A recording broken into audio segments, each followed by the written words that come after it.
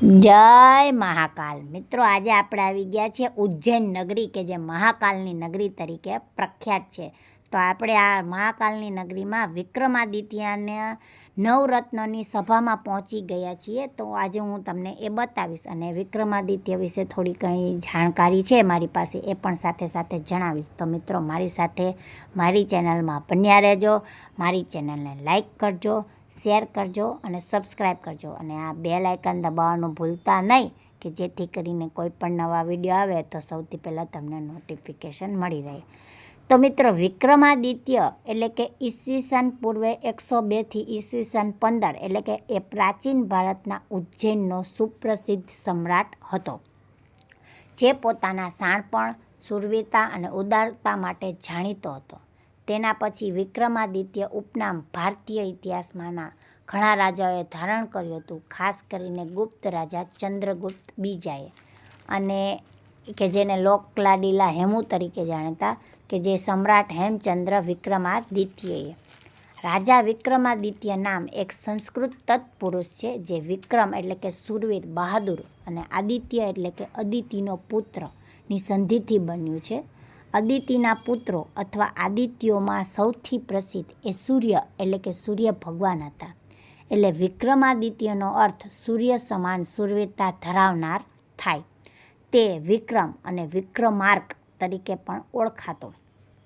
વિક્રમાદિત્ય ઈસવીસન પૂર્વેની 1લી સદીમાં થઈ ગયો. કથા સરિતા સાગરના વૃત્તાંત અનુસાર તે ઉજ્જૈનના પરમાર વંશના રાજા મહેન્દ્રાદિત્યનો પુત્ર હતો. અલબત્ત આ બાબત લગભગ 12 સદીઓ પછી લખવામાં આવી છે. વધુમાં અન્ય સ્ત્રોતો અનુસાર વિક્રમાદિત્ય એ દિલ્હીના તુર વંશનો પૂર્વજ હોવાનું પણ નોંધાયું છે. હિન્દુ બાળકોમાં વિક્રમ નામ રાખવાનું બહુધા જોવા મળતું ચલણ વિક્રમાદિત્યની અને તેના જીવન વિશેની 2 લોકકથાની લોકપ્રિયતાને આભારી છે તેમ કહી શકાય. સુપ્રસિદ્ધ વિક્રમાદિત્ય ભારતમાં સંસ્કૃત અને સ્થાનિક ભાષાઓ એમ બંનેમાં ખૂબ લોકપ્રિય એવું પાત્ર છે. જે પણ ઘટના અથવા સ્થાપત્યની ઐતિહાસિક વિગતો અજાણી હોય તેની સાથે તેનું નામ સગવડતા માટે જોડી દેવામાં આવે છે. અલબત્ત તેની આસપાસ વાર્તાઓનું આખું ચક્ર વિકસ્યું છે. સંસ્કૃતમાં તેમાંની 2 સૌથી વધુ જાણીતી વાર્તાઓ છે, તો કે વેતાલ પંચવીમાં સાતી અથવા તો વાર્તા ઓફ ધ વેમ્પાયર ભૂતની 25 કથાઓ, અને સિંહાસના કે દ્વાત્રી મસિકા તે 32 વાર્તાઓ ઓફ ધ થ્રોન સિંહાસન 32 કથાઓ. આ બંને કથાઓના વિવિધ સંસ્કરણો સંસ્કૃતમાં અને અન્ય સ્થાનિક ભાષાઓમાં પણ જોવા મળે છે. મિત્રો, આપણે વિક્રમ વેતાળની વાર્તા સાંભળેલી છે. આ વિક્રમાદિત્ય રાજા એ જ છે મિત્રો. તો ભૂત એટલે કે વેતાળની વાર્તાઓ એવી 25 વાર્તાઓ છે, જેમાં રાજા એક ભૂતને પકડવાનો અને તેને કબજામાં રાખવાનો પ્રયત્ન કરે છે. આ ભૂત એક કોયડો ધરાવતી વાર્તા કહે છે અને રાજા માટે એક પ્રશ્ન મૂકીને તેને પૂરી કરે છે. ખરેખર તો પહેલાં એક સાધુએ ભૂતને પોતાની પાસે લઈ આવવા માટે રાજાનો સંપર્ક કર્યો હતો અને તેને કહ્યું હતું કે તેણે એમ એક શબ્દ બોલ્યા વિના કરવું, નહીં તો ભૂત પાછું તેના સ્થાને ઉડીને જશે. હવે રાજા તો જ ચૂપ રહી શકે જો તેને ઉત્તર ખબર ન હોય. એ સિવાય ચૂપ રહે તો તેનું માથું ફાટી જાય.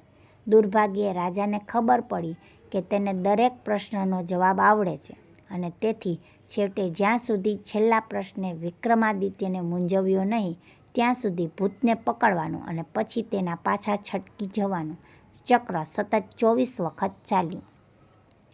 આ વાર્તાઓનું એક વૃત્તાંત કથા સરિત સાગરમાં કોતરેલું જોવા મળે છે.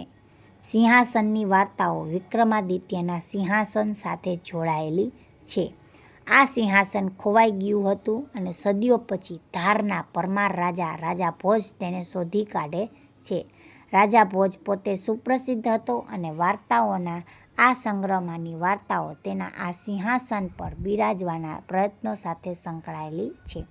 આ સિંહાસન 32 મહિલા પુતળીઓથી શણગારેલું હતું અને આ પુતળીઓ બોલી શકતી હતી. પુત્રીઓ તેને સિંહાસન પર ચડવા આહ્વાન આપતી, પણ જો તેઓ જે વાર્તા કહે તેમાંના વિક્રમાદિત્ય જેટલું ઉદાર હૃદય ધરાવતો હોય તો જ તે આ સિંહાસન પર ચડી શકે.